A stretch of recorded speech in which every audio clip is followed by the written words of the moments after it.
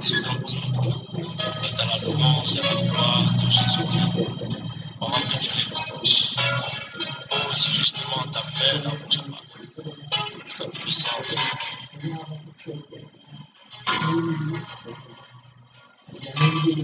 Impose ta main à l'endroit précis. Car lorsque cette parole va être entendue par toi, cet esprit se saisira d'elle et puis l'entend ira. Son action changera. Sa gloire est encore la même.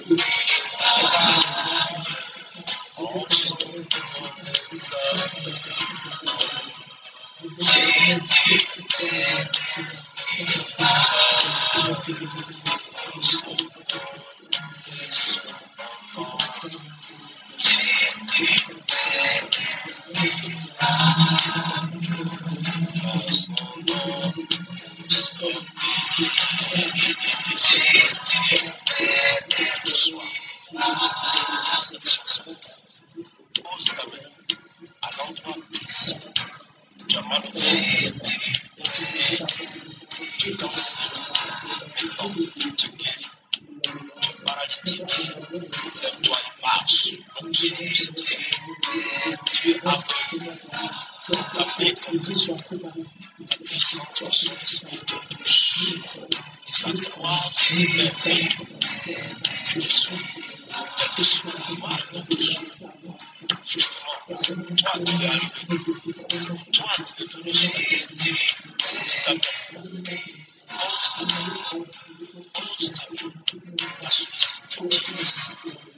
Le mal disparaît. La confiance, la conquête de ton ventre. Le fait qu'on le croyait de sa présence. Maintenant même, tu es porté. Lève-toi et marche. Jésus-Christ te guérit. Tu souffres de mourir. Sa gloire te guérit. Mal dont tu souffres, sa lettre, duquel tu n'as jamais été guéri. Écoute simplement cette chanson. Pose ta main en toi sur l'onction qui touche et disparaît de ton corps. Souffle sur tes démons. Et tu menaces par l'esprit vilain. Il y a des démons qui t'a possédé. Sa gloire chasse de toi. Jésus-Christ fait des miracles. Jésus fait des miracles.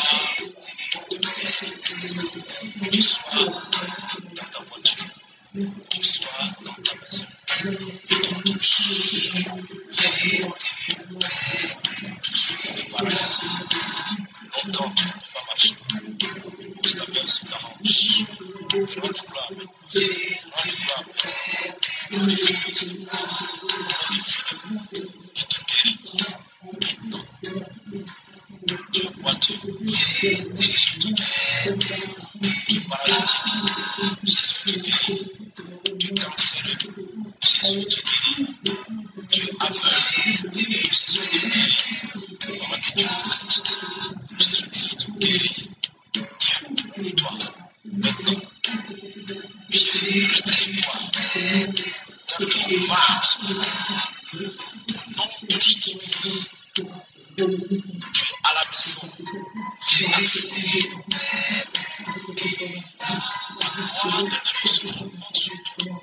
La puissance de Dieu descend sur toi. Le cancer que tu portes dans le sein gauche, maintenant disparaît.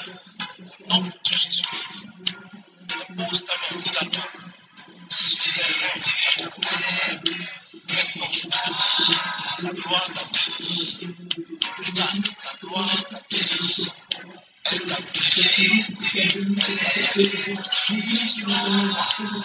La puissance de Dieu te guérit. Du genou gauche. La puissance de Dieu te guérit. L'œil gauche. Ne sois pas. Maintenant, ouvre-toi. Voici la gloire de Dieu. Au nom de Jésus. Tu souffles de la tête. Tu es guéri. Le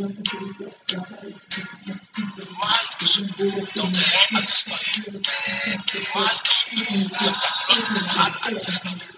Le mal de genou que tu portes a disparu. Le pied déformé que tu as de redresser maintenant. Au nom de Jésus. Ce nom te guérit. Le nom te fait de miracle. Regarde ceci. La gloire de Dieu se répand dans ta vie. Je te guéris. Je te guéris. Je te guéris. Tu as mal à la tête. Tu as mal au tes bouches. Ta côte. Les gauche qui font des mal à la bouche. Je te guéris au nom de Jésus. Tu es malade. Longtemps tu as prié. La puissance de Dieu te guérit. Maintenant, au nom de Jésus. Tu dis que tu guéris maintenant au nom de Jésus.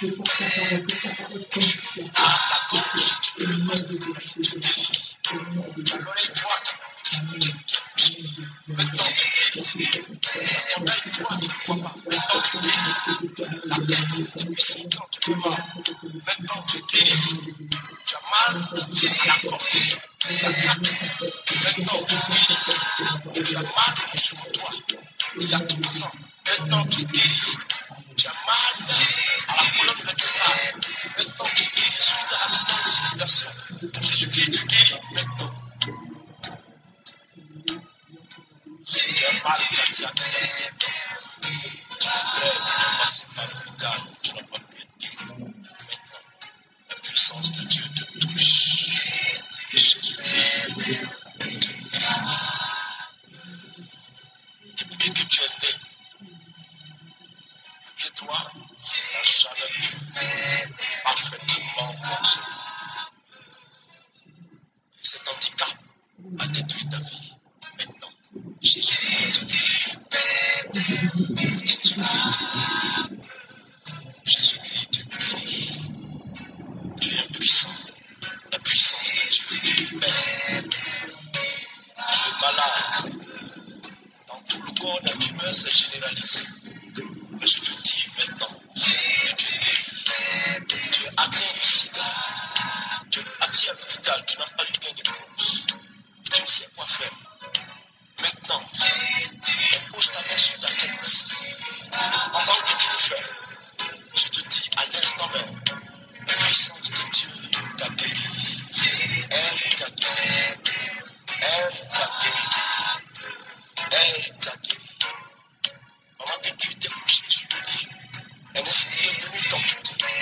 Mais maintenant, au son de cette voix, la puissance de Dieu pénètre ton cœur. Et le démon sort de toi. Dans le nom de Jésus-Christ de Nazareth, reçois la guérison. Reçois la délivrance. Sa grâce te libère. Au nom de Jésus.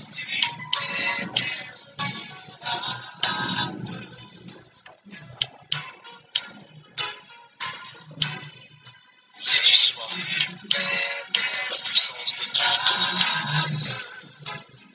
Toi qui n'as jamais pu marcher, toi qui n'as jamais pu être exaucé, tu as souffert. Même le médecin a échoué. Maintenant, Justement, sa gloire guérit ta gorge. Sa gloire t'enlève le poids. Amen. Oh, je t'amène sa gloire sur ce matin. Jésus-Christ.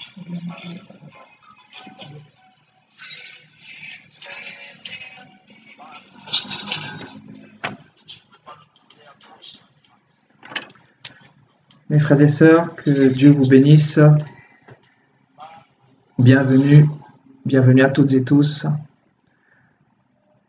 J'espère que vous allez bien. J'espère que vous avez passé une bonne journée. J'espère que vous vous portez vraiment bien. J'espère que vous êtes dans la joie ce soir pour ce moment que nous allons partager par la grâce du Seigneur.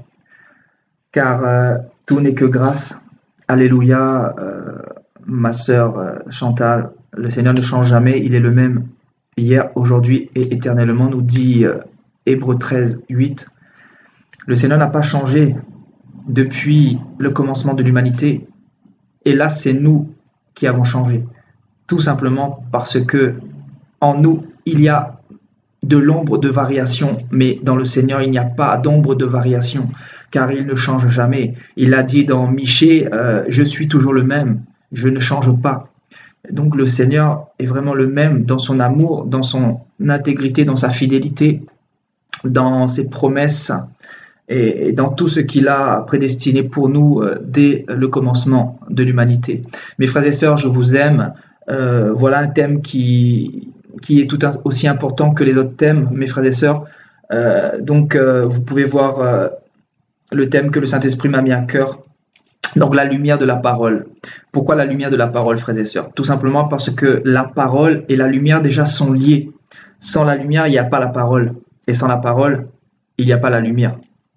Donc ce soir, nous allons partager sur la parole, comme nous le faisons à chaque fois, frères et sœurs, parce que sans la parole, il n'y a rien, frères et sœurs. Sans la parole, il n'y a pas de lumière. Sans la parole, il n'y a pas de Jésus-Christ. Sans la parole, il n'y a pas d'onction. Sans la parole, il n'y a pas de délivrance. Sans la parole, il n'y a pas de restauration. Sans la parole, il n'y a pas de connaissance. Sans la parole, il n'y a pas de royaume des cieux. Il n'y a pas de repentance. Sans la parole, il n'y a pas de délivrance, frères et sœurs. Et nous avons besoin de la parole. Frères et sœurs, dans ma toute petite et minuscule vie, depuis que je sers le Seigneur, j'ai compris quelque chose, c'est que sans la parole, nous ne sommes rien, frères et sœurs. Pourquoi ce monde se porte aussi mal, frères et sœurs? Parce que il lui manque quelque chose de fondamental. Il lui manque quelque chose de fondamental. Que lui manque-t-il, frères et sœurs, au monde, à l'humanité, pour fonctionner convenablement, correctement? Il lui manque quelque chose qu'il a perdu au commencement. Il y a quelque chose qui ne va pas, frères et sœurs, dans ce monde. Et vous avez pu suivre mes exhortations précédentes. La dernière fois, on a pu parler sur l'ignorance qui tue l'humanité, qui plonge l'humanité entière dans la perdition, qui emmène des multitudes en enfer, frères et sœurs. Donc, le manque de connaissance. Quand on a le manque de connaissance, c'est qu'on n'a pas reçu cette parole. Donc, cette exhortation est très, très importante. Très important pour ceux qui aiment Jésus-Christ, parce que je sais que nous ne sommes pas tous sincères envers Jésus-Christ. Il y a des chrétiens tièdes, il y a des chrétiens du dimanche, il y a des véritables chrétiens aussi, et il y a des vierges pures qui veulent se sanctifier et qui veulent avancer avec le Seigneur. Ce message s'adresse à ceux, bien évidemment, qui veulent se perfectionner, à ceux qui veulent comprendre et recevoir des révélations du Saint-Esprit, recevoir un peu plus de Jésus-Christ afin d'être affermis, de pouvoir avancer davantage, parce que nous sommes dans un temps difficile, frères et sœurs, et nous avons besoin de plus en plus de ce genre de message de réveil, car ce soir c'est un message de réveil. Quand on parle de la parole de Dieu, quand on parle des Écritures, quand on parle de Jésus-Christ lui-même, il ne peut y avoir que le réveil, frères et sœurs. Nous ne sommes pas là pour parler d'un autre message que la parole de Dieu. Toute notre exhortation sera essentiellement basée sur la parole de Dieu. Car si un enseignement n'est pas basé sur la parole de Dieu, les choses ne peuvent pas subsister, le fondement ne peut pas subsister. Et je précise qu'il y a parole et parole. Tu peux apporter une parole, lire la parole, mais si tu n'as pas le Saint-Esprit, l'appui du Saint-Esprit pour comprendre les révélations, pour comprendre la parole de Dieu, tu ne peux pas aller loin dans la vie chrétienne. Donc la parole doit être véritablement accompagnée du Saint-Esprit. Et pour être connecté au Saint-Esprit, nous devons nous faire petits, nous devons être humbles devant le Seigneur et lui dire tous les jours que nous avons besoin de lui, que nous avons besoin de demeurer dans cette sainteté, car le Saint-Esprit ne peut pas habiter dans un corps de pécheurs, frères et sœurs. Voilà pour l'introduction avant de commencer. Donc nous allons parler sur la lumière de la parole. Amen. Frères et sœurs, je vous invite à ouvrir cette exhortation par la prière. On va prier ensemble. Je veux que vous tous, vous soyez entièrement connectés, vous soyez vraiment spirituels. Ne regardez pas à l'homme qui est devant vous, devant votre ordinateur, devant votre téléphone. Regardez à la parole, regardez aux choses de l'esprit, à ce que le Seigneur veut nous communiquer ce soir. Parce que le Seigneur a un message pour nous édifier, pour nous délivrer, pour nous restaurer. Le Seigneur a quelque chose de fort pour nous ce soir, je le crois. Parce que la parole de Dieu va être mise en avant, frères et sœurs. Donc, je vous invite à prier avec moi, mes frères et sœurs. Prions le Seigneur, remercions le Seigneur avant de commencer, frères et sœurs. Nous allons remercier le Seigneur pour cette journée, de nous avoir gardés, de nous avoir préservés, de nous avoir protégés. Père, nous te bénissons, nous te donnons toute la gloire au Dieu d'Abraham, d'Isaac, au Dieu d'Israël. Tu es le véritable Dieu et avant toi, il n'y en a eu jamais de Dieu, Seigneur, et il n'y en aura jamais, Seigneur. Tu es le seul et l'unique qui a créé le ciel et la terre par ta gloire et pour ta gloire. Et tu es le seul et véritable devant qui nous voulons nous incliner, Seigneur, car tu ne changes pas, Seigneur. Tu es le même et tu t'appelles Jésus-Christ, Yeshua, Mashiach, et tu es venu il y a 2000 ans, tu t'es manifesté, Seigneur. Aujourd'hui, nous qui sommes dans ce temps de la grâce, ô combien, Seigneur, tu nous as fait grâce de connaître cette époque, de connaître cette génération. Oui, ô combien apostate, Seigneur, mais cette génération où tu as déversé toute ta grâce, Seigneur, la plénitude de la connaissance, Seigneur, à travers ta parole, à travers le Saint-Esprit. Tu nous as communiqué tellement d'amour, Seigneur, tellement ta fidélité, Seigneur. Et nous sommes reconnaissants pour tout ce que tu as fait, pour le souffle de vie que tu as mis au-dedans de nous, Seigneur, pour tous nos 5 sens, Seigneur, nos 5 sens qui nous permettent, Seigneur, d'assujettir ce monde, de dominer ce monde à ta manière, Seigneur, mais de véhiculer tout ce que tu as fait pour nous, Seigneur, notamment l'amour que tu as mis au-dedans de nous, la transformation que tu as fait pour tous tes enfants qui sont nés de nouveau, Seigneur, qui sont dans ton royaume, mais qui marchent sur cette terre, Seigneur. Tu vois, Seigneur, ceux qui t'appartiennent, car tu as dit, je connais ceux qui m'appartiennent et personne ne pourra les ravir de ma main, même pas le diable, Seigneur. Et nous croyons que c'est toi seul qui peux perfectionner ton église. C'est toi seul qui peux affermir ton église. C'est toi seul qui peux emmener ton église dans la dimension supérieure, dans la gloire, dans le royaume des cieux, Seigneur. Car tu es celui qui a vaincu la mort. Tu as dit, je suis la résurrection et la vie. Celui qui mourra ne verra jamais la mort, mais il a déjà la vie éternelle en lui. Père, nous bénissons ton saint nom pour la manifestation de ton amour à la croix pour nous, pour chaque goutte de ton sang qui nous a guéris, qui nous a lavés, qui nous a restaurés, qui nous a vivifiés, Seigneur, qui nous a donné la connaissance, qui nous a donné la révélation de ta parole, qui nous a donné la connaissance totale de ta parole, Seigneur, parce que nous vivons les derniers temps et nous croyons, Seigneur, que la gloire de la deuxième maison sera plus grande que la première maison, Seigneur. Nous croyons que tu as réservé quelque chose de glorieux, Seigneur, et que ce message de réveil, Seigneur, va impacter les nations, Seigneur, que, Seigneur, le vent que tu souffles dans les nations va impacter les nations afin que tes soldats et tes soldates se lèvent, Seigneur, pour aller crier que tu reviens, Seigneur. Nous voulons simplement te dire merci pour tout ce que tu es, pour tout ce que tu fais au milieu de nous, Seigneur, pour toutes les grâces, pour toutes les bénédictions que tu nous donnes, Seigneur. Et souvent, nous ne sommes pas attentifs pour tout ce que tu fais pour nous, Seigneur. Mais tu agis dans les petites choses, dans les moindres petites choses, Seigneur. Et souvent, nous sommes insensibles. Alors, viens briser notre orgueil, notre insensibilité, Seigneur. Et viens, Seigneur éternel, nous faire prendre conscience ô combien tu nous aimes, ô combien tu nous protèges, ô combien tu nous gardes, Seigneur, quand nous nous levons le matin, quand nous nous couchons, quand nous allons au travail, quand, Seigneur éternel, nous allons dans ce monde, Seigneur, dans ce monde de ténèbres, rempli de vipères, de serpents, de scorpions, Seigneur. Nous savons que tu es là, car parce que tu as dit dans ta parole que l'ange de l'Éternel campe autour de ceux qui le craignent, Seigneur. Alors ma parole et ma prière ce soir, c'est que tu nous édifies, Seigneur. Père, Je veux complètement m'effacer pendant cette exhortation. Je veux complètement, Seigneur, qu'on m'oublie, que toutes les personnes qui sont connectées oublient la personne qui va parler. Mais nous voulons que c'est toi qui parles à travers ton serviteur, Père. Au nom de Jésus-Christ, emmène-nous quelque part dans l'enracinement de ta parole, afin que nous soyons édifiés et afin que nous puissions nous préparer davantage pour le royaume des cieux. Père, nous te donnons toute la gloire, car c'est toi seul qui dois être glorifié, Seigneur. Toi qui es sur le trône élevé, toi, Père éternel, dont les anges crient Saint, Saint, Saint et l'Éternel des armées. Oh Seigneur éternel, nous voulons simplement t'adorer, Seigneur. Nous voulons simplement te mettre à la première place de tout ce que nous faisons, Seigneur, et que cette exhortation soit pour ta gloire. Au nom de Jésus-Christ, nous t'avons ainsi prié. Amen. Amen. Merci Seigneur. Amen. Amen, mes frères et sœurs. Amen, amen.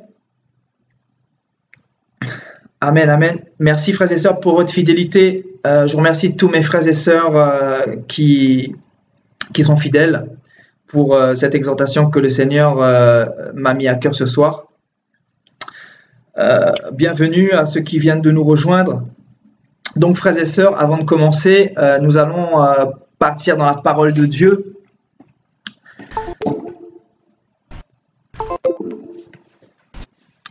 Frères et sœurs, nous allons commencer dans Matthieu. On va partir dans Matthieu, frères et sœurs. Matthieu chapitre 4. Matthieu chapitre 4.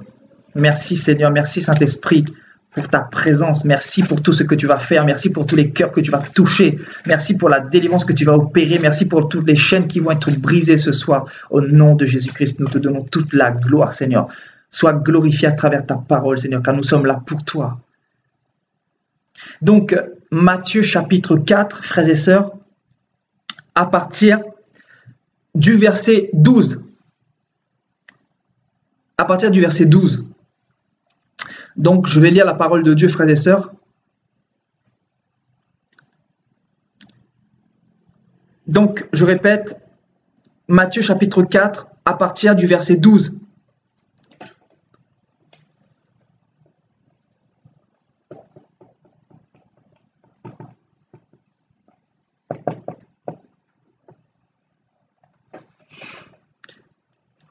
Jésus, ayant appris que Jean avait été livré, se retira dans la Galilée. Il quitta Nazareth et vint demeurer à Capernaüm, situé près de la mer, dans le territoire de Zaboulon et de Nephtali, afin que s'accomplisse ce qui avait été annoncé par Ésaïe le prophète.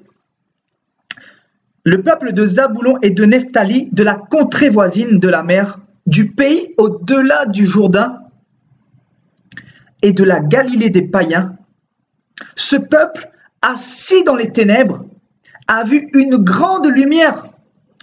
Et sur ceux qui étaient assis dans la région de l'ombre de la mort, la lumière s'est levée.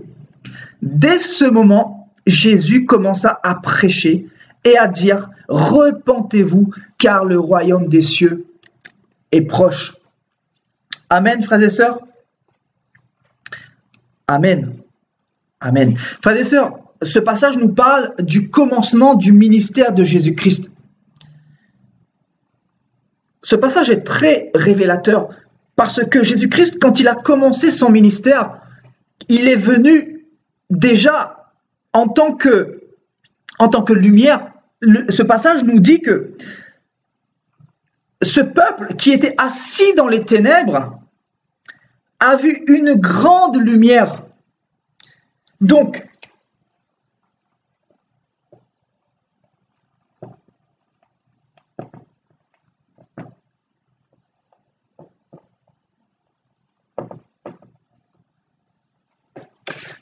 ce passage nous dit que Jésus-Christ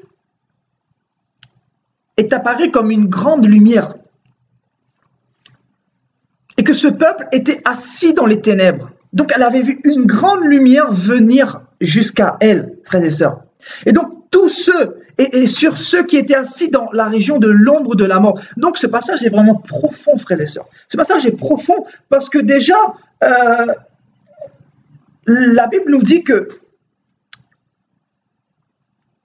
le Sauveur, le Messie, qui était venu, quand il a commencé son ministère, Il y avait quelque chose de puissant qui s'était passé au niveau spirituel. Il y avait quelque chose de glorieux. Nous savons que tous ceux qui ont eu la grâce de voir Jésus-Christ, ils ont pu décrire le Messie comme un être glorieux, comme un être lumineux, comme un être qui avait plus d'éclat que le soleil, frères et sœurs. Donc Jésus-Christ, quand il rentre dans la vie de quelqu'un, automatiquement, il y a quelque chose qui se passe spirituellement. Si tu es dans les ténèbres, si tu es dans les ténèbres, automatiquement, il y a quelque chose qui va se passer dans ta vie. Mais est-ce que Jésus-Christ est véritablement venu jusqu'à toi pour que tu reçois cette lumière?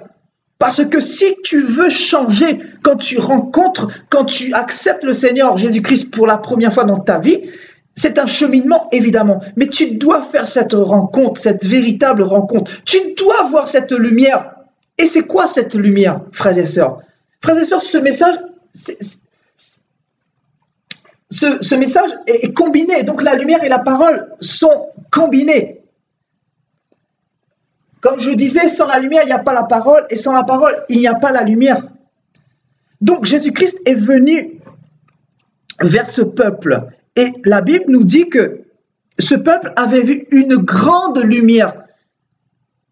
Donc cette grande lumière était venue jusqu'à eux, parce que ce peuple était assis dans la région de l'ombre de la mort.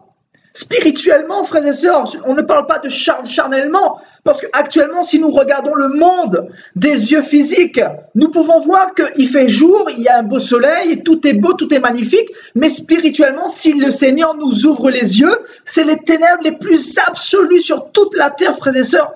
Dieu, quand il regarde le monde, les anges, quand ils regardent le monde, ils voient quelques petites lumières qui brillent au sein de profondes ténèbres, d'obscures ténèbres, frères et sœurs.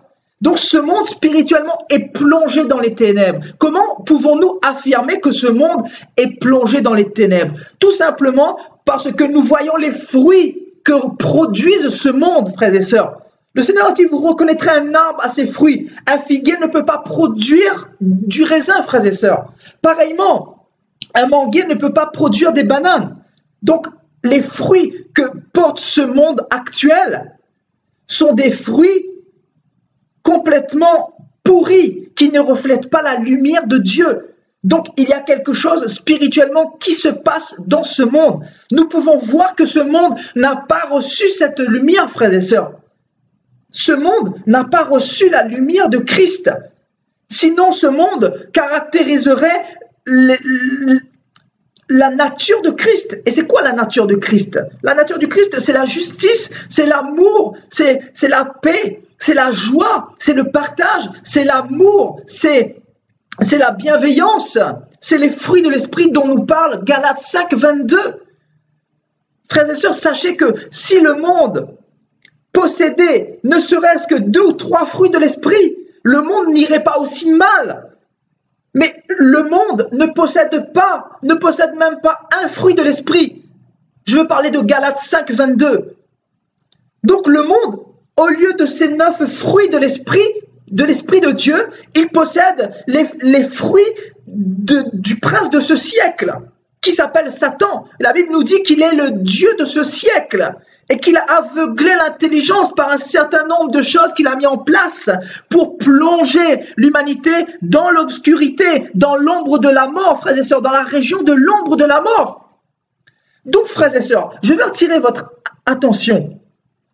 Donc, la Bible dit au verset 15, le peuple de Zaboulon et de Nephtali, de la contrée voisine de la mer, du pays au-delà du Jourdain et de la Galilée des païens.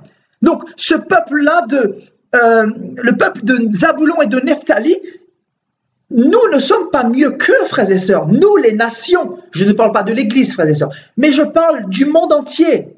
Les nations, actuellement, que ce soit la France, que ce soit l'Italie, l'Europe, les États-Unis, l'Australie, nous ne sommes pas mieux que Zabulon et Nephtali. Nous sommes plongés dans la même situation que ces 2 peuples-là. L'humanité aujourd'hui est dans la région et l'ombre de la mort. Nous sommes en enfer précisément sur cette terre. C'est une sorte de prison. Parce que la prison, c'est quoi? C'est être esclave de ce qui a triomphé de nous. Et qu'est-ce qui a triomphé de nous? Nous savons que le monde est sous l'emprise du malin. Et le malin est le père du mensonge, le père du péché. Dans ce monde, frères et sœurs, sur ces 7 milliards d'habitants, il y a 98%, même 99%, je dirais, plongés dans les ténèbres. 98% qui sont esclaves de quelque chose qui a triomphé d'eux, d'un péché qui a triomphé d'eux. Et nous tous, avant que Jésus-Christ vienne sur la terre, 100%, je dis bien 100%, nous étions tous dans la région et l'ombre de la mort. Nous étions dans cette mort palpable parce que il y avait une déconnexion, frères et sœurs. Amen. Je vais faire un schéma, vous allez mieux comprendre.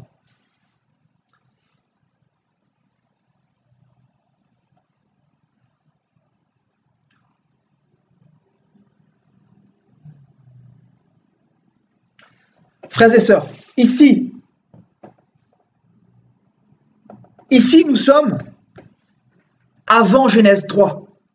Avant Genèse 3, j'ai évangélisé une sœur aujourd'hui par la grâce du Seigneur et je l'expliquais un petit peu le topo de pourquoi nous sommes arrivés dans ce monde complètement diabolique, complètement envoûté, dans ce monde complètement démoniaque, dans ce monde complètement aveuglé.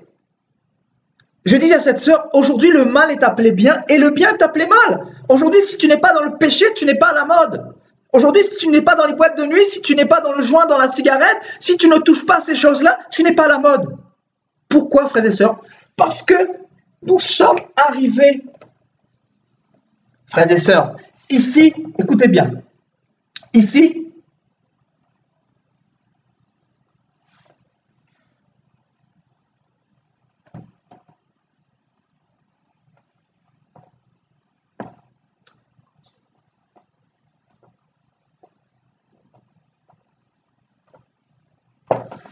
nous avons le commencement. Le Seigneur créa le ciel et la terre. Le Seigneur a même séparé la lumière d'avec les ténèbres. Donc ici, on nous parle du commencement. Donc, ici, on a Genèse 1 à Genèse 3. Donc le Seigneur a créé le ciel et la terre. Il a séparé les ténèbres d'avec la lumière, etc. Il a créé l'homme le 6e jour. Il a donné un ordre bien précis dans Genèse 2. Souvenez-vous, si tu manges de l'arbre de la connaissance du bien et du mal, tu mourras certainement. Certainement, tu mourras. Donc, je disais à cette sœur que j'évangélisais, je lui disais, Dieu n'est pas responsable de ce qui se passe actuellement dans le monde, dans les nations. Dieu n'est pas responsable parce que Dieu avait donné un ordre. Et comme je le dis souvent, Dieu n'est pas un dictateur, Dieu est un Dieu juste. Donc, il prévient. Il prévient parce qu'il nous aime. Mais Dieu ne décide pas à notre place. Dieu ne s'appelle pas Hitler. Imaginons, frères et sœurs, que Dieu décidait à notre place. Nous ne serions pas dans la possibilité de choisir nous-mêmes. Et ça ferait de Dieu un dictateur. Nous serions plus qu'en prison, frères et sœurs, plus qu'emprisonnés, plus qu'en prison par rapport à ce monde, frères et sœurs, par rapport à ce monde actuel qui est complètement emprisonné dans le péché. Mais Dieu, dans son amour, nous a justement laissé le libre arbitre. Donc, ici,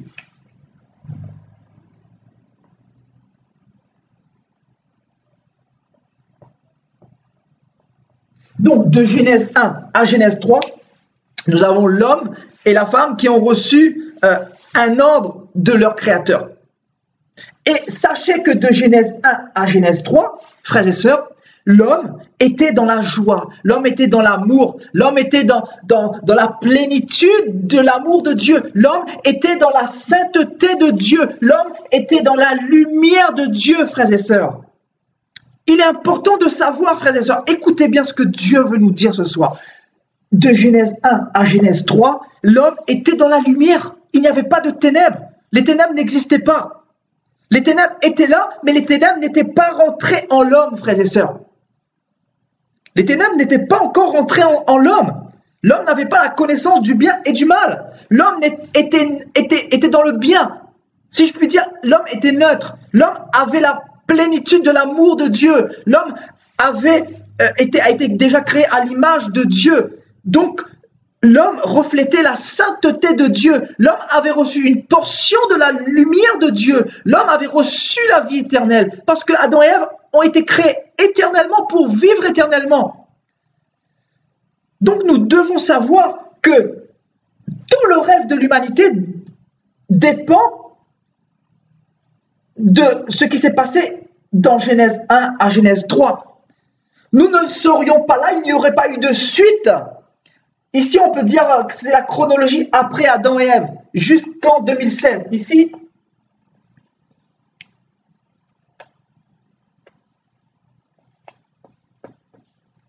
donc ici, nous sommes en 2016, frères et sœurs. On est d'accord? Donc, sans la désobéissance dans Genèse 3, il n'y aurait pas eu ce cheminement-là, frères et sœurs.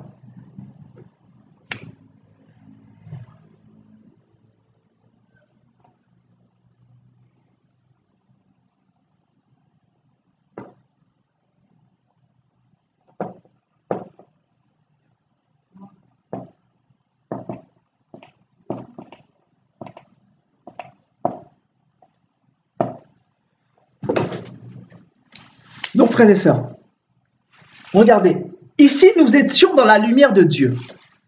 Nous étions dans la lumière de Dieu ici, dans Genèse 1 à Genèse 3.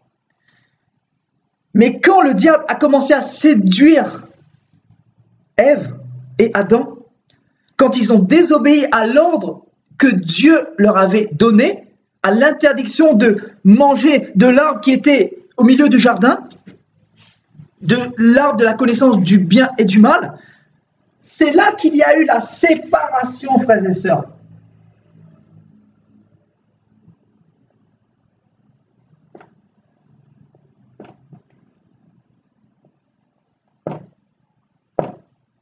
La séparation, frères et sœurs. Et souvenez-vous dans Ésaïe, chapitre 59, verset 2, la Bible dit que le péché met une séparation entre l'homme et Dieu. Donc le péché, automatiquement, il y a une fissure qui s'est créée là, frères et sœurs. Une grande fissure, il y a eu une déconnexion. L'homme est passé de saint à corrompu. Donc son sang a été contaminé, frères et sœurs. Contaminé parce qu'il a désobéi. À partir de là, frères et sœurs, il a commencé à y avoir, nous avons vu la dernière fois, frères et sœurs, souvenez-vous, de l'enseignement, le monde entier est plongé dans les ténèbres. Vous vous souvenez de l'enseignement qu'on a fait il y a environ une semaine. Donc, la malédiction qui pèse sur l'humanité tout entière. On a énuméré tout ce qui s'est passé à partir de Adam et Ève. Il s'est passé énormément de choses qui ont commencé à arriver à l'humanité. Notamment, nous avons pu voir Caïn qui a tué son propre frère Abel, frères et sœurs. Donc son propre frère parce qu'il était, il était jaloux et il était envieux parce que l'Éternel avait agréé plus le sacrifice d'Abel que son sacrifice. Donc, voilà une circonstance qui est arrivée juste après la désobéissance. Ensuite, nous avons pu voir Noé qui s'est enivré. Nous avons pu voir la violence qui est rentrée dans l'humanité. Nous avons pu voir la corruption. Nous avons pu voir le mensonge de Léa, souvenez-vous. Le mensonge de la femme d'Abraham qui mettait en doute la parole de Dieu. Parce qu'elle ne croyait pas que Dieu était capable de la rendre enceinte à son âge. Elle qui avait 90 ans, frères et sœurs. Donc, il y a eu beaucoup de choses qui sont rentrées dans l'humanité. Il y a eu la semence du serpent, frères et sœurs. La semence du serpent, frères et sœurs.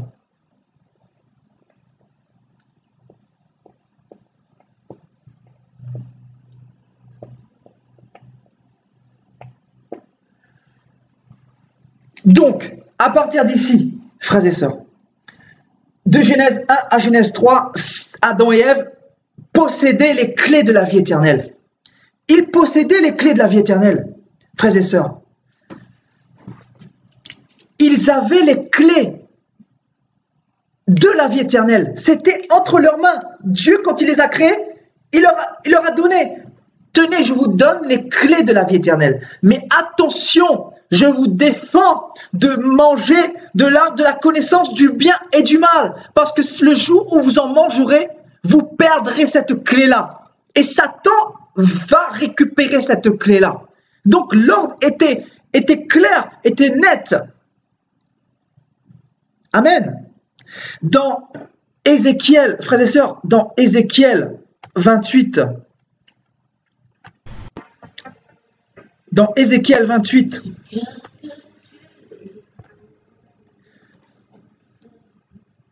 on peut voir la chute de Satan. Satan a voulu prendre la place de Dieu au ciel, mais il a été précipité parce qu'il a voulu être au-dessus de son créateur, frères et sœurs. Donc le Dieu de la Bible l'a précipité et il est venu sur la terre. À défaut de se faire adorer au ciel, il vient se faire adorer sur la terre. Qu'est-ce qu'il va faire? Déjà, il va regarder Dieu créer de la poussière Adam, puis Ève. Et comme il est jaloux, comme il s'est opposé à Dieu, comme il a voulu prendre la place du Seigneur, c'est là que dans son cœur, il va avoir pour idée de séduire Ève. Pour s'opposer à Dieu, pour récupérer les clés de la main d'Adam et Ève, pour gouverner ce monde à la place d'Adam et Ève, frères et sœurs. Et donc, il a réussi son coup, frères et sœurs, dans Genèse 3. Satan a réussi son coup. Et à partir de Genèse 3, il y a quelque chose de terrible spirituellement qui s'est passé. Là, les démons sont rentrés en activité. De là, frères et sœurs, jusqu'à maintenant, ici on est en 2016, et on peut aller même plus loin, jusqu'à l'enlèvement de l'Église et jusqu'à la grande tribulation. Les démons ne vont pas arrêter de travailler parce qu'ils connaissent déjà leur châtiment, leur jugement. Ils savent qu'ils passeront leur éternité dans un lac de feu, frères et sœurs. Donc imaginez-vous, posez la question à un païen. Mettez un païen dans le cas de figure suivant. Il lui reste 24 heures à vivre. Donnez-lui la possibilité de faire tout ce qu'il voulait pendant 24 heures. C'est-à-dire exploser l'humanité par les bombes nucléaires, coucher avec 1000 femmes comme Salomon par exemple, faire des choses vraiment extraordinaires. Vous pensez que cette personne ne serait pas capable de faire ces choses-là en sachant qu'il lui reste 24 heures, frères et sœurs? C'est la même chose. Il est capable de tout faire. Parce qu'il sait qu'il va être privé de ça éternellement. Parce que le temps est compté. Il lui reste que 24 heures. Donc, il va tout mettre en place, frères et sœurs. Il va faire que ça. Pendant 24 heures, chaque seconde, écoutez bien, chaque seconde, chaque minute, chaque heure, chaque demi-heure sera importante pour lui. Parce que le temps va venir. Et il est en train de mettre tout en place pour égarer les enfants de Dieu. Il est en train de mettre un certain nombre de choses dans ce monde, de distractions. Il est en train d'emmener toutes sortes de fausses doctrines afin d'égarer les enfants de Dieu, afin d'égarer ceux qui sont dans les ténèbres. Frères et sœurs, nous sommes à la fin et Satan travaille. C'est pour ça que le Seigneur a pu dire « Rachetez le temps, car les jours sont mauvais ». L'apôtre Paul disait par le Saint-Esprit « Rachetez le temps ». Car les jours sont mauvais. Littéralement, Paul avait reçu la révélation que Satan ne perd pas de temps. Écoutez bien, frères et sœurs. Satan, lui, il ne perd jamais de temps. Il travaille du lundi au dimanche pour ta perte. Il travaille pour te distraire. Il travaille pour te donner cette mauvaise semence. Il travaille pour te donner son évangile. Il travaille pour te distraire par la nouvelle technologie. Il travaille pour te distraire par le péché, par les choses de ce monde. Satan travaille, frères et sœurs, depuis le commencement de l'humanité. Donc vois-tu ô combien son temps est précieux. Regarde le monde, regarde l'état de ce monde. Regarde toutes les nouvelles technologies. Regarde la vitesse exponentielle à laquelle les choses sont parties, frères et sœurs, depuis les années 2000. Comme je le disais l'autre fois dans mon enseignement, les Facebook, les Twitter, les Skype, toutes ces choses qui sont en train de s'accélérer, tous ces jeunes qui ont des iPhones, qui naissent avec un téléphone portable, qui naissent avec Internet. Internet qui est une porcherie pour le péché, pour encourager le sexe, pour encourager la convoitise. Frères et sœurs, écoutez bien. Aujourd'hui, tu n'as plus besoin d'aller dans la rue pour te faire posséder, pour recevoir des flèches diaboliques. Dernièrement, le Seigneur me parlait de ça. Le Seigneur me disait, à l'époque, il y a 200 ans de cela, il n'y avait pas la télévision, il n'y avait pas Internet. Donc, si tu restais chez toi, tu te masturbais, voilà, c'était entre toi et le Seigneur. Il n'y avait pas d'ouverture directe pour que tu puisses recevoir davantage de semences du diable. Mais aujourd'hui, en 2016, frères et sœurs, tu es chez toi, devant ton ordinateur, sur Internet. Tu vas sur un site pornographique, tu as des sites de rencontres, tu as des sites avec des messages subliminaux, tu as Facebook pour te distraire, pour te faire aimer davantage l'esprit du monde, pour t'asseoir dans l'esprit du monde. Tu as la télévision pour t'égarer spirituellement, pour t'égarer au niveau des clips, pour t'encourager à la fornication, pour t'encourager à la débauche sexuelle. Regarde l'état de ce monde, regarde à la télévision ce qui se passe. Regarde ce qui se passe. Moi, je n'ai pas la télévision chez moi, frères et sœurs. Je vous le dis, c'est quelque chose que je me l'interdis, pas de télévision chez moi. Je peux regarder les infos, oui, mais même les infos sont tellement truquées. Le diable a tellement assis son système partout, frères et sœurs, partout. Donc, du moment où tu allumes la télévision, sache que tu vas recevoir une semence diabolique. Une semence diabolique. Parce que tout ce qui rentre par là, par les yeux, là, quand tu vois une femme dénudée sur Internet ou dans la télévision, sache que ça te souille. Le Seigneur a dit, gardez votre âme, votre corps, votre esprit pur, parce que le Seigneur reviendra prendre une église sans tache ni ride. Frères et sœurs, le Seigneur veut réveiller son église. Et le réveil de l'église passe par ces petites choses, par notre conscience, par l'ouverture de notre intelligence. Paul disait, ne vous conformez pas au siècle présent. Pourquoi ne vous conformez pas au siècle présent, frères et sœurs? Tout simplement parce que ce monde est profondément dans les ténèbres, profondément dans la région et l'ombre de la mort. Nous sommes dans la mort, frères et sœurs. Frères et sœurs, nous sommes dans les ténèbres les plus absolues.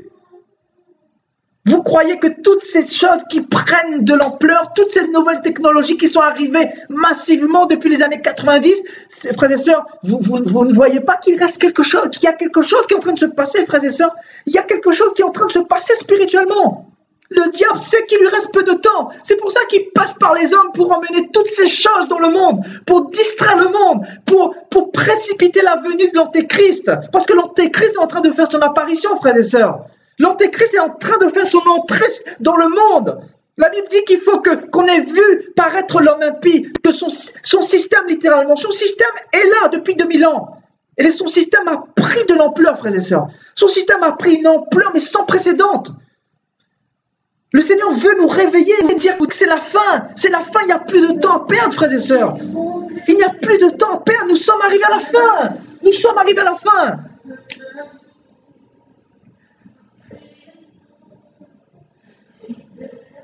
Nous sommes arrivés à la fin. Donc là, il s'agit de l'an zéro, quand Jésus-Christ est venu dans ce monde.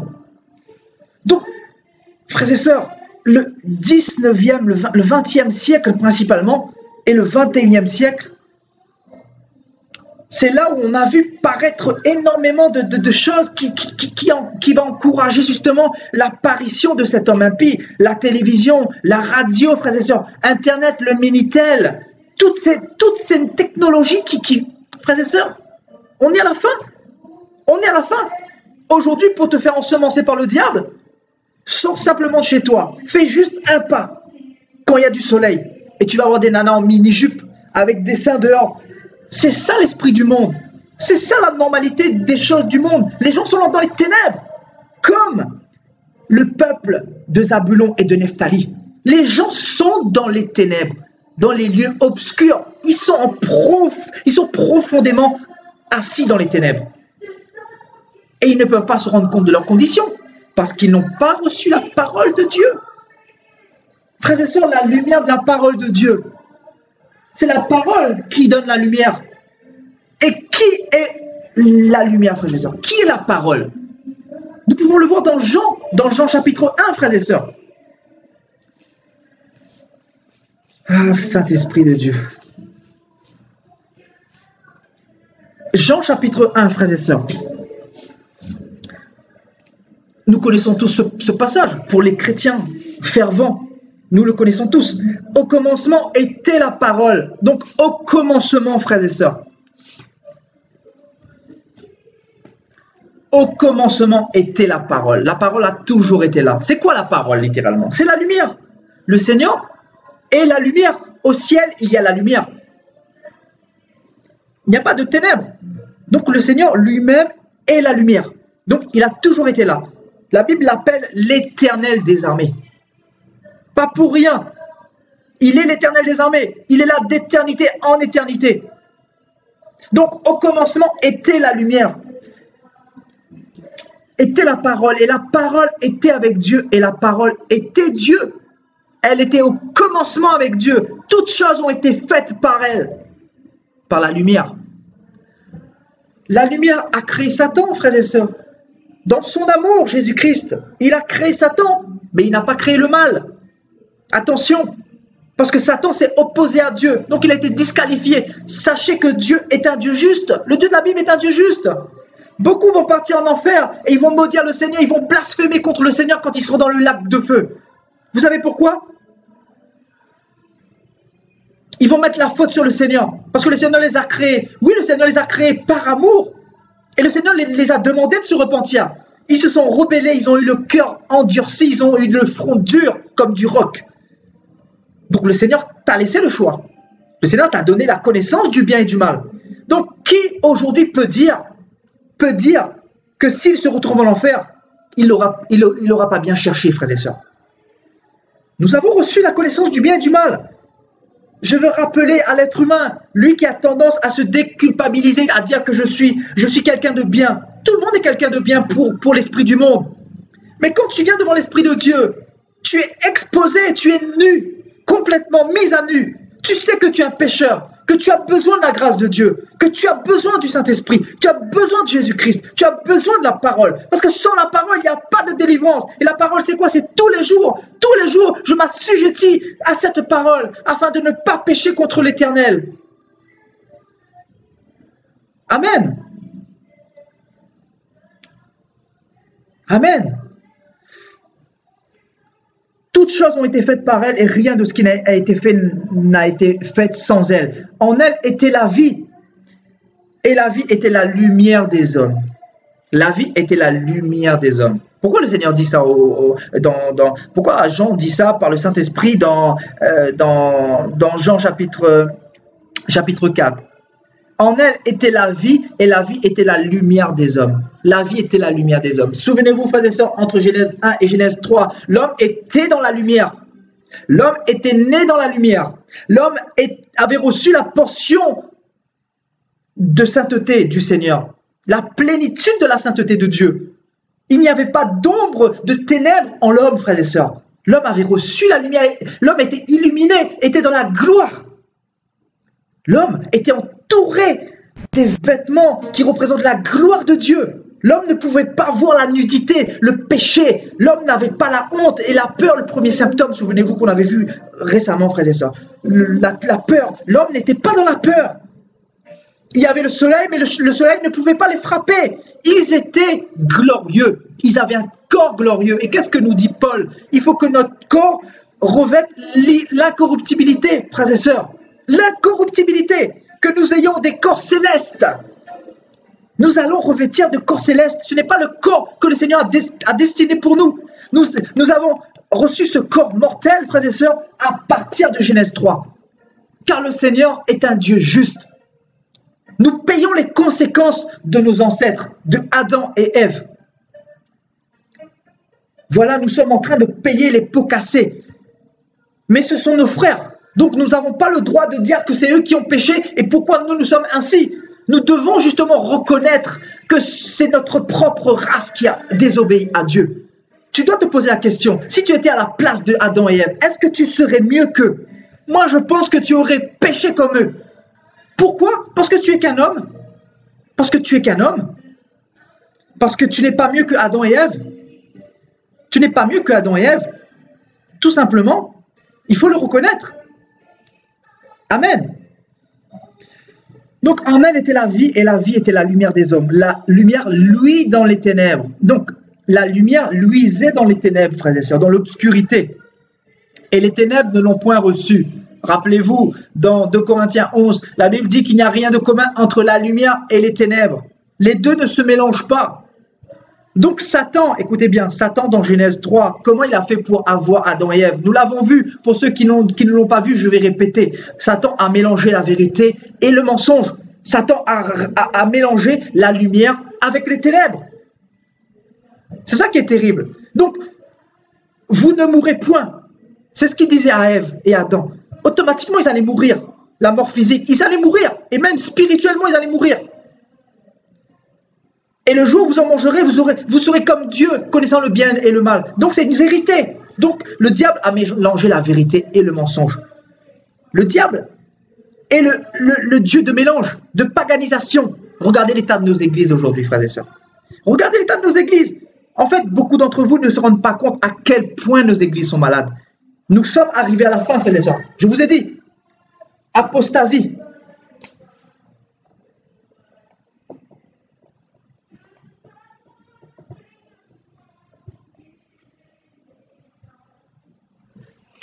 Apostasie, frères et sœurs. Nous sommes arrivés en 2016. Apostasie. Regardez nos églises. Les choses se répètent. Regardez le peuple d'Israël. Comment ce peuple s'était rebellé à l'ordre du Seigneur. Au commandement du Seigneur. Le Seigneur avait donné les juges, premièrement. Ils ont demandé un roi. Le Seigneur a donné Saül. Ils ont rejeté Dieu, préférant un homme, préférant un roi, préférant un homme mortel, un homme par qui Satan peut passer. Écoutez bien, frères et sœurs, ils ont préféré un roi. Le Seigneur a dit, je les aime, je vais leur donner un roi. Le Seigneur disait à Ézéchiel, à Samuel, ils se sont détournés de moi parce que c'est un peuple qui leurs pères m'ont désobéi et ils ne veulent pas de moi littéralement. Mais le Seigneur les a aimés. Le Seigneur était patient. Allez regarder dans 1 Samuel là-bas, frères et sœurs. 1 Samuel 12. 1 Samuel 8 et 12. Quand la période où ils ont commencé à demander un roi, frères et sœurs. Donc, le Seigneur était patient. Le Seigneur s'est dit, dans mon amour, je sais que c'est des pécheurs, il n'y a pas la grâce, je vais être patient. Je vais leur donner les rois. Donc voilà, les rois ont commencé à se corrompre. Le premier Samuel. Donc Samuel a commencé à se corrompre, à faire n'importe quoi, à mélanger l'obéissance et le sacrifice, etc. Et donc le Seigneur par la suite, il a disqualifié Saül, il a mis David, et ensuite il y a d'autres rois qui sont arrivés.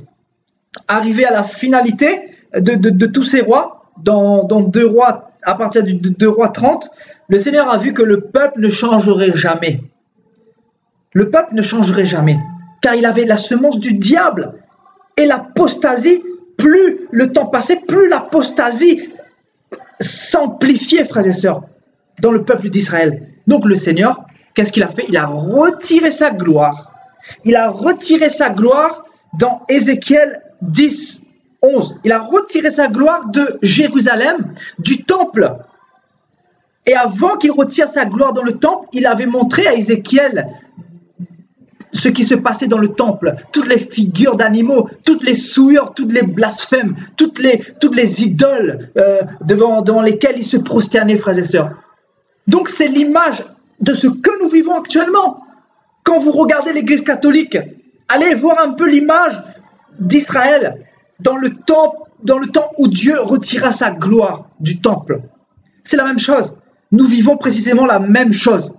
Et le Seigneur, qu'est-ce qu'il a fait? Il a retiré sa gloire. Et il a livré les nations, il a livré son propre peuple à Nebuchadnezzar, au roi de Babylone. Babylone, c'est quoi? Nous avons vu aussi récemment, frères et sœurs, souvenez-vous de cette exhortation qui nous a fait le plus grand bien. Babylone, représente le système du monde, la gouvernance humaine, la gouvernance sans Dieu. C'est ce que vous pouvez retenir. Babylone, c'est la gouvernance sans Dieu. Babylone représente les rois de ce monde mélangés à la religion. Il y a la Babylone politique religieuse. Donc c'est vraiment un mix des deux. Donc c'est le système apostate, hein, le gouvernement sans Dieu.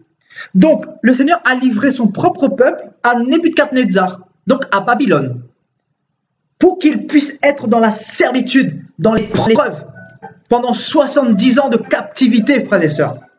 Le Seigneur n'a pas fait ça parce qu'il n'aimait pas son peuple, parce que son peuple était obligé de passer par là, par le désert, par l'épreuve, pour comprendre ce que c'est que de vivre sans Dieu, frères et sœurs. Et donc le Seigneur s'est dit, vous voulez vivre sans moi? Vous voulez vivre sans ma gloire, sans ma gouvernance? Vous êtes méchants de cœur, vous êtes mauvais. Je vais vous livrer à vos sens réprouvés. Je vais vous livrer à vous-même. Je vais vous livrer à votre propre gouvernance. Et on verra si vous allez mieux faire que moi.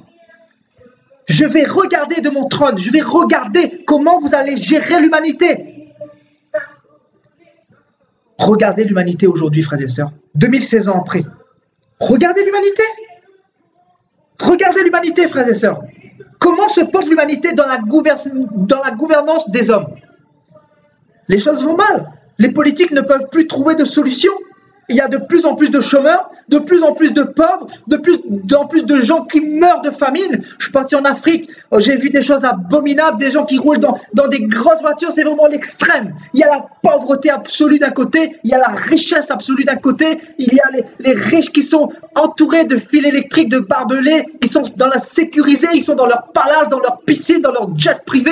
Et de l'autre côté, tu as ceux qui sont dans des taudis, ceux qui mangent des bananes pour survivre, ceux qui mangent la tchéké pour survivre, ceux qui subsistent, ceux qui n'ont pas à manger, ceux qui envoient les enfants dans les rues pour essayer de subvenir aux besoins de la famille, de vendre des tout petits paquets de mouchoirs, des choses que j'ai vues, frères et sœurs, des petits paquets de mouchoirs à 15 centimes d'euros. Frères et sœurs, j'ai vu des choses, mais je me suis dit, mais c'est incroyable comment le diable a assis son système diabolique. Cet après-midi, j'ai mis une vidéo sur le président du Gabon. Il s'appelle... je ne sais plus son prénom. Vous avez vu, il a été initié à la franc-maçonnerie et cette vidéo est passée ouvertement. Le monde est dans les ténèbres. Il ne peut pas se rendre compte de ce que c'est que la franc-maçonnerie et pourquoi le Gabon se porte mal aujourd'hui. Ils ne peuvent pas, le monde ne peut pas se rendre compte, tout simplement parce qu'il n'a pas reçu la lumière. La lumière, c'est qui? C'est la parole. Et la parole, c'est qui? C'est Jésus-Christ.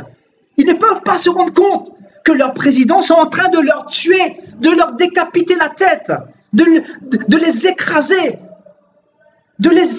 comme des vermines, comme des fourmis, frères et sœurs. Regardez l'état du Congo, l'état du Gabon, frères et sœurs, actuellement. Parce qu'il y a le diable qui est assis à la gouvernance.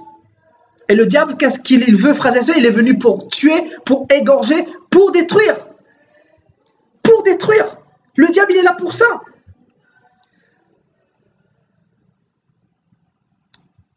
Nous qui sommes la lumière du monde, nous nous rendons compte de ce qui se passe. Quand nous voyons des hommes en train de se faire initier dans les temples, en train de dire Amen au diable, en train de faire cette alliance, en train de brûler des gens en enfer, et en train d'emmener des multitudes avec eux pour des billets de banque, pour un peu de pouvoir, frères et sœurs, pour un peu de pouvoir. Genèse 3, frères et sœurs, Genèse 3. Regardez l'état de ce monde, plongé dans les ténèbres. Apocalypse 12, verset 12. Le diable est descendu, malheur à vous, terre, car le diable est descendu avec une grande colère, sachant qu'il lui reste peu de temps, frères et sœurs. La Bible dit, dans Apocalypse, que le diable a emmené un tiers des anges. Imaginez, ça représente combien? La Bible nous dit que les anges au ciel sont des myriades et des myriades, des multitudes. Des milliards, des milliards. Combien de milliards de démons sont sur ce monde, dans ce monde? Pourquoi ce monde va si mal, frères et sœurs? C'est tout simplement parce que le diable est assis dans ce monde. Tout simplement. et que les démons travaillent. Le diable n'a jamais dormi une seule fois depuis Genèse 3. Il n'a pas dormi. L'homme, lui, il a dormi sur ses deux oreilles. Il est parti travailler, il était fatigué. Mais le diable, lui, n'a pas dormi. Il n'a jamais dormi, le diable, frères et sœurs. Il ne se repose pas. Vous savez, à la place de son sommeil, c'est quoi? C'est l'adoration. Il se fait adorer. Il se fait adorer par le péché. Par le péché. Quand tu te masturbes, quand tu convoites la femme de ton prochain, quand tu regardes des films pornographiques, quand tu mens en te disant chrétien, quand tu es en train de voler, quand tu es en train de tuer, quand tu es en train de t'idolâtrer devant des statues, devant des images taillées, quand tu es en train de prier la Vierge Marie, quand tu es en train d'adorer des saints, quand tu es en train de te prosterner devant les personnes comme le pape, quand tu es en train d'adorer d'autres religions que Jésus-Christ, quand tu es en train de te prostituer avec Bouddha, avec l'islam, avec l'hindouisme, avec l'athéisme, tu es en train d'adorer le diable. Avec le péché, tu es en train d'adorer le diable. Quand tu manques de pardon, quand tu as la haine envers ton prochain, tu es en train d'adorer le diable. Le diable prend l'adoration et il se fait glorifier. Il dit, oh, mes enfants me glorifient. Jean disait dans 1 Jean, Jean disait, celui qui pêche est du diable. 1 Jean 3, 18. Celui qui pêche est du diable. Il n'est pas de Dieu. Parce que Dieu, en lui, il n'y a pas de péché. Amen. En Dieu, il n'y a pas de péché. Et Dieu ne pousse personne à pécher. Donc, quand tu pêches, tu es en train d'adorer le diable. C'est pour ça qu'il faut une réelle prise de conscience. Tous les jours, chaque matin, quand tu te lèves, quand tu vas au travail, tu dois te focaliser sur Christ d'abord. Tu dois te dire que le diable ne dort pas. C'est le message de ce soir. Le Saint-Esprit veut nous dire que le diable ne dort jamais. Depuis Genèse 3, même avant, il ne dormait pas. Mais depuis Genèse 3, il est dans une grande colère, frères et sœurs. Il est en pleine activité. Et à partir du Messie, il n'a jamais été autant en activité. Surtout en cette fin des temps. Parce que nous sommes rentrés dans le temps des nations à partir où Jésus-Christ est venu mourir à la croix pour nous, frères et sœurs. Nous sommes rentrés dans la fin des temps. Et imaginez 2016 ans après. Je vous laisse imaginer 2016 ans après. Quel est l'état de ce monde, frères et sœurs? Dieu pleure à chaudes larmes, évidemment. Dieu pleure, Dieu pleure, Dieu pleure, Dieu pleure, Dieu souffre. Je ne sais pas si vous ressentez le cœur de Dieu des fois, mais c'est horrible. On se dit, mais c'est incroyable, nous sommes arrivés à la fin, le discernement a disparu, l'apostasie est à son summum, frères et sœurs. Le péché est devenu une banalité. On a dépassé de très très très loin Sodome et Gomorrhe, frères et sœurs, très très très loin. Et ceux qui marchent en esprit, ils savent qu'on a dépassé Sodome et Gomorrhe. Nous l'avons dépassé, nous les avons dépassés, frères et sœurs. Car la Bible dit que c'est Sodome et Gomorrhe qui va porter jugement contre nous devant Dieu. Parce que nous avons reçu les miracles, nous avons vu les miracles, nous avons reçu le Saint-Esprit. Eux, ils n'avaient pas tout ça, frères et sœurs. Ils n'avaient pas les 66 livres de la Bible. Vous comprenez pourquoi le Seigneur dit son Église sera jugée très très sévèrement. Très très sévèrement. Parce que le Seigneur a déversé la plénitude de son amour pour son Église, pour l'humanité. Le Seigneur s'est donné lui-même. Le Seigneur a vu que l'homme ne pouvait pas se sauver. Pendant l'époque de la loi de Moïse, le Seigneur a vu que l'homme était voué en enfer. Frères et sœurs, écoutez bien.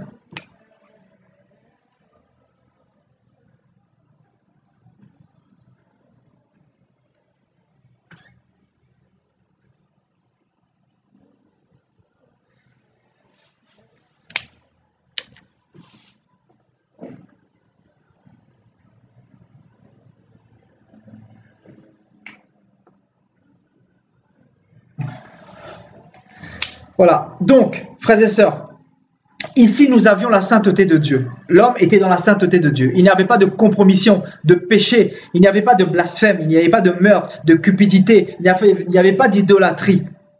Arrivé dans Genèse 3, l'homme a commencé à désobéir.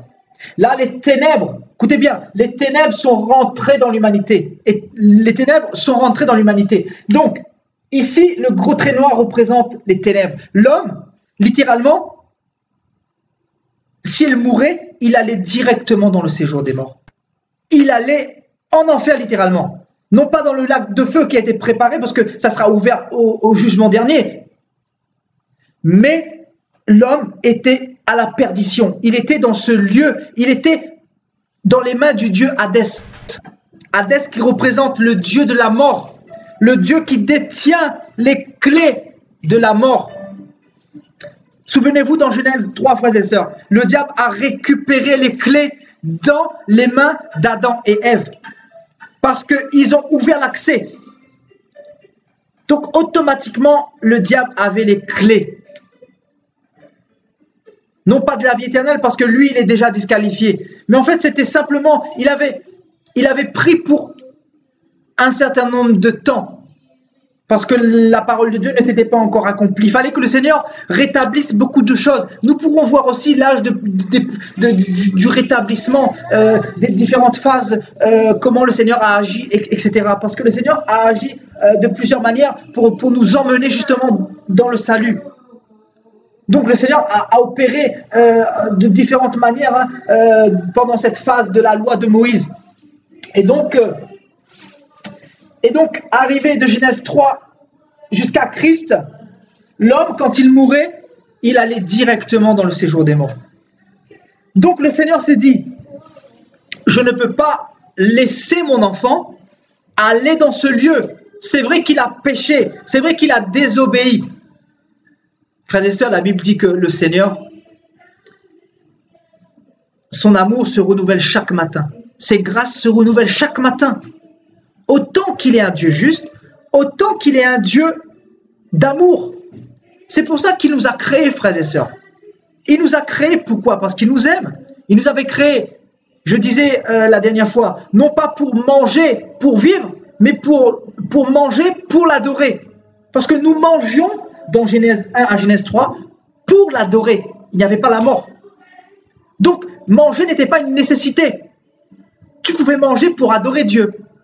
Mais aujourd'hui, frères et sœurs, de Genèse 3 à aujourd'hui, si tu ne manges pas, automatiquement, tu vas mourir.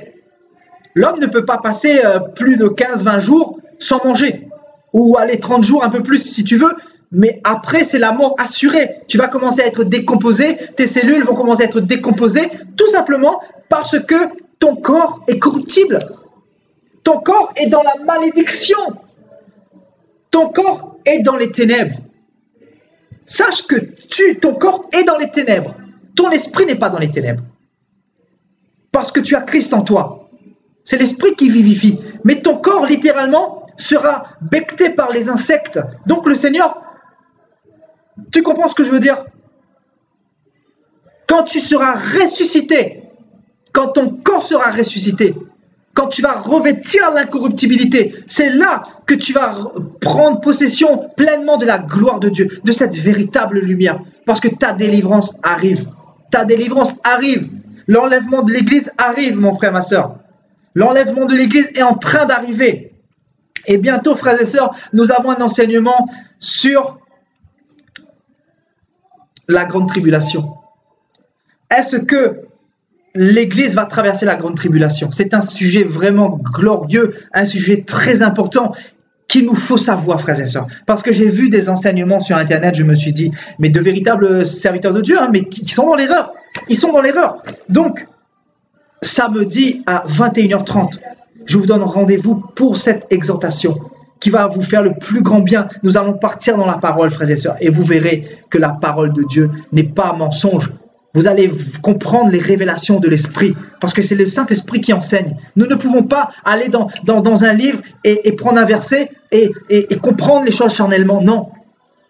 Le Seigneur nous a donné la totalité de la Bible pour comprendre les choses, pour nous emmener quelque part. Le Seigneur disait à Daniel, scelle les paroles de ce livre afin d'augmenter la connaissance. Donc, nous ne pouvons pas utiliser qu'un livre, il nous faut utiliser toute la Bible pour comprendre la chronologie des choses, frères et sœurs.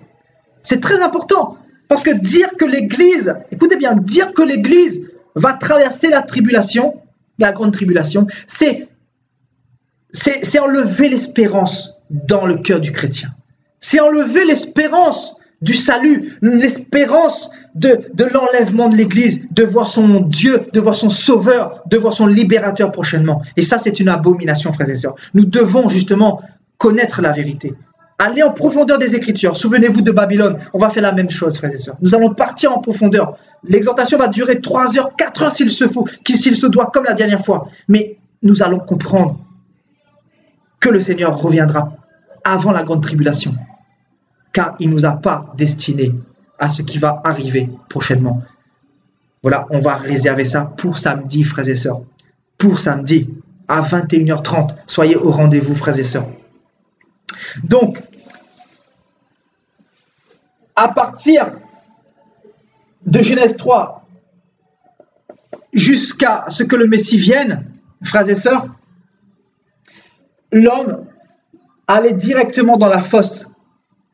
Et Jésus-Christ, lui, il est venu. Et souvenez-vous de Matthieu 4, verset 16. Ce peuple assis dans les ténèbres a vu une grande lumière, et sur ceux qui étaient assis dans la région et l'ombre de la mort. Donc, Jésus-Christ est apparu comme une grande lumière. Donc,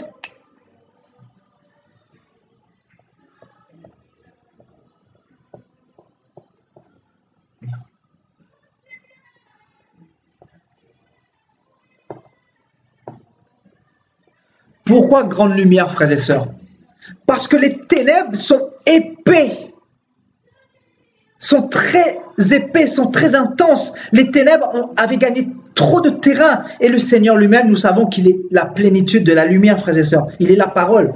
Donc, quand le Seigneur arrive, automatiquement, les ténèbres ne peuvent que fléchir leurs genoux. La Bible dit que tout genou fléchira devant Jésus-Christ. Et Satan, quand il entend parler du nom de Christ, du nom du Sauveur, de Jésus-Christ, de Yeshua Mashiach, il est obligé de courber ses genoux. Il est obligé de tomber de son trône parce que le Seigneur est glorieux. Le Seigneur est glorieux, frères et sœurs. Le Seigneur reflète cette lumière, cette immense lumière, et quand il passe quelque part, les choses ne peuvent pas rester à changer, frères et sœurs. Quelqu'un ne peut pas ne pas se convertir quand il rencontre cette lumière, frères et sœurs. Ces personnes-là avaient vu cette grande lumière, et donc cette grande lumière est apparue à partir de l'an 0, frères et sœurs, à partir de l'an 0. Et donc, depuis l'an 0 à 2016, à aujourd'hui, et jusqu'à l'enlèvement, nous sommes dans le temps de la grâce, frères et sœurs. Nous sommes dans le temps de la grâce. La grâce, c'est quoi, frères et sœurs? C'est l'amour de Dieu, c'est la manifestation, la totalité de l'amour de Dieu déversé pour l'humanité, pour sa créature. Le Seigneur a manifesté son amour, frères et sœurs, d'une manière mais incommensurable, qui a dépassé l'esprit des pharisiens, qui a dépassé l'entendement des pharisiens. Vous savez pourquoi? Parce que Israël pensait que le Messie allait venir comme Superman, avec un costume cravate, avec des habits somptueux, alors que la Bible nous dit que Jésus-Christ n'avait rien pour attirer l'attention. Le Seigneur est venu de la manière la plus humble et inimaginable possible. Le Seigneur a complètement confondu l'esprit des pharisiens, l'esprit religieux, l'esprit de l'erreur, l'esprit de l'égarement, l'esprit qui poussait les pharisiens à se dire qu'ils connaissaient Dieu, mais ils ne connaissaient pas le véritable Dieu. Ils connaissaient Dieu, mais sous un autre angle. Donc le Seigneur est venu pour confondre les ténèbres. Les ténèbres ont été dans la confusion. Souvenez-vous dans Colossiens 2, frères et sœurs, nous allons le voir. Colossiens 2, frères et sœurs.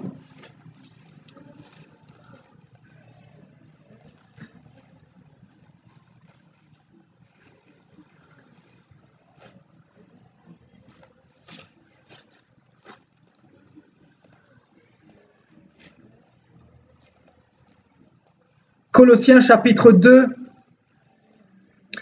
à partir du verset 14, frères et sœurs. Il a effacé l'acte dont les ordonnances nous condamnaient. Écoutez bien, le Seigneur, à partir d'ici, il a effacé toutes les ténèbres qui étaient en nous, littéralement. Le Seigneur a gommé toutes les ténèbres qui étaient en nous, littéralement.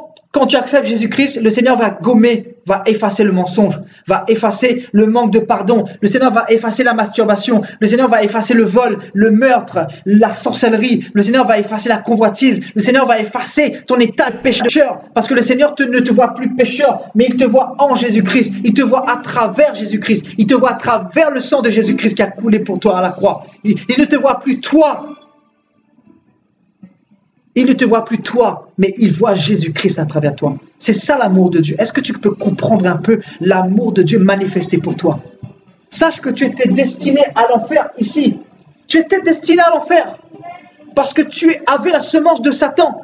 Et la Bible nous dit dans 1 Corinthiens chapitre 6 verset 9 qu'aucun pécheur héritera du royaume des cieux. Aucun pécheur ne peut rentrer dans le royaume des cieux. Pourquoi? Parce que la figure de Genèse 1 à Genèse 3, c'est une image du royaume des cieux. La sainteté, frères et sœurs. Souvenez-vous, dans Michée, nous avons vu récemment, le palais de Dieu, c'est la sainteté. Ici, nous pouvons